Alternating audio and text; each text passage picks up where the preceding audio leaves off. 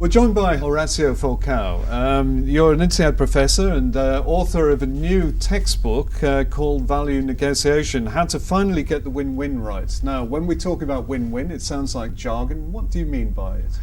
Well, it's what I found when I was about to write the book, and what's inspired me to write it, is that as I read lots and lots of negotiation books out there, and many very, very good books, I felt that there was an inconsistency and even a little bit of a lack of a hard definition of what does win-win really mean and what does win-lose really mean.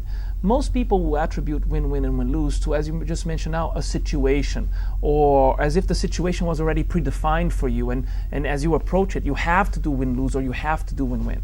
So other people will define win-win or win-lose as an outcome.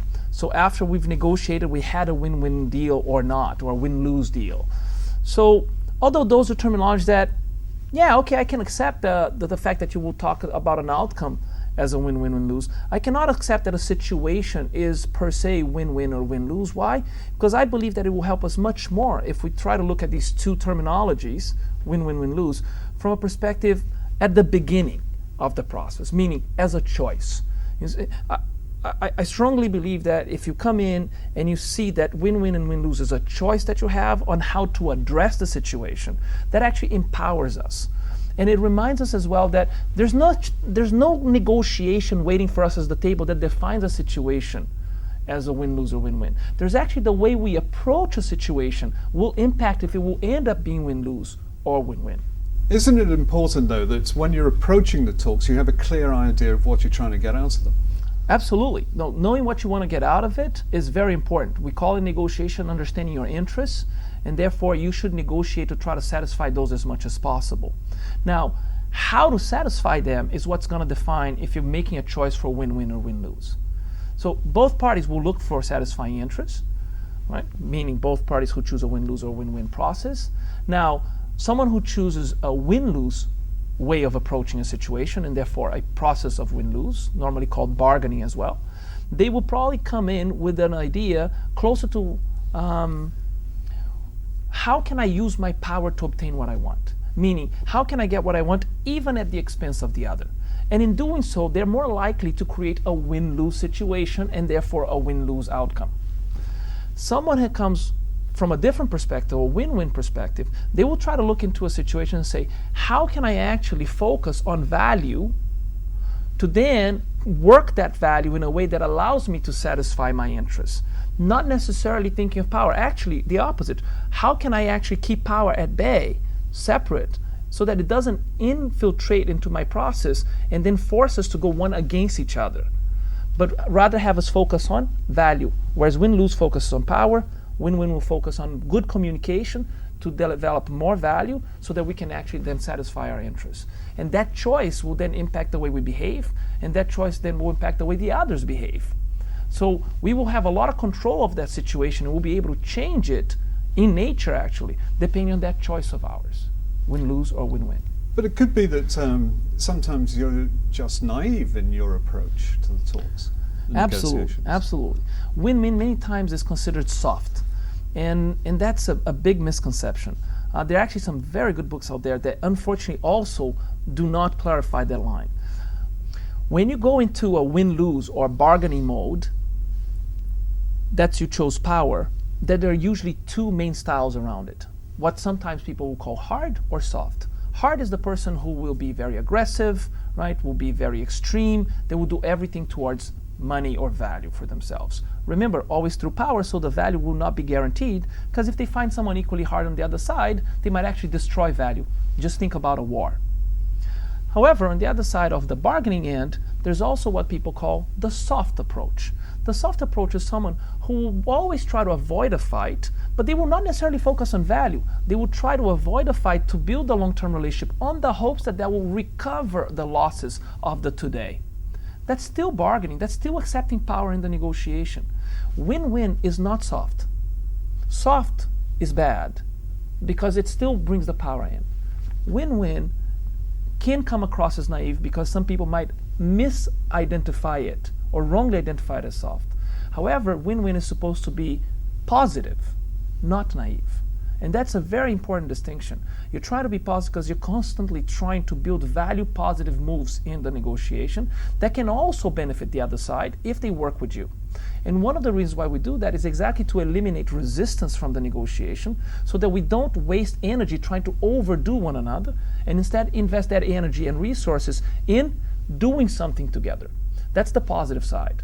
However, if the other one has the wrong, let's say, win-lose intention and tries to take advantage of that exercise that I'm positively putting forward, I have to be able to manage that. Otherwise, I'm just naive.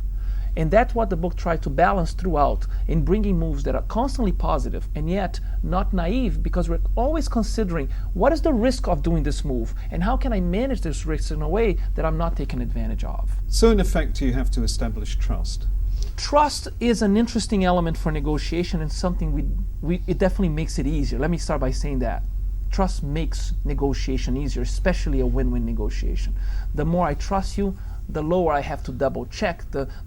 Not that I should never double check, but the less I have to double check, the less suspicious I am, and therefore we can move faster and accomplish things better. Funny enough though, and probably counterintuitively, trust is not needed. And here needed is the key word. Trust is not needed for a win-win negotiation, because here's an interesting paradox. If I were to need trust to do win-win, and since most people, not all, but most people, more often than not, do not negotiate with people they trust already, they would never be able to bring a win-win approach forward. So that alone would already be a barrier for win-win. So let's stop that for a while. Let's see the second issue. If I were to start a negotiation with you, Stuart, what would happen? I would have to start establishing trust. However, because we don't trust each other yet, and if I needed trust for win-win, I wouldn't be able to do win-win. I would have to start by negotiating win-lose, my two main choices. As I start negotiating win-lose, what am I doing? I'm bringing power. As I bring power, I'm putting pressure on you. You probably won't appreciate that, which means you probably won't trust me. And instead of building trust, we're actually moving further away from it.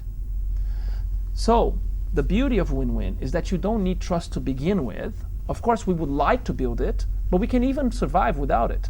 What we actually need early on is what we call interdependence. A sense of interdependence can be established early on in one or two sentences, because as two people come together to negotiate, there's at least an implicit understanding that we can either need one another to be better off, or just we can be better off by working together. And if that can be established early on, then there is a rational logic of why we should be working together. And that can hold us together time enough to start building a win-win approach, which means I'm putting forward my best behaviors, which is then more likely to inspire trust from your side, and therefore we start moving in the right direction. It almost sounds that you have to be neutral in this aspect, on the issue of trust. At least to begin with. However, if I start getting positive data from you, as we behave, you start behaving in ways that shows that I can trust you, then of course I should be taking steps towards it. And even then, I would still recommend baby steps.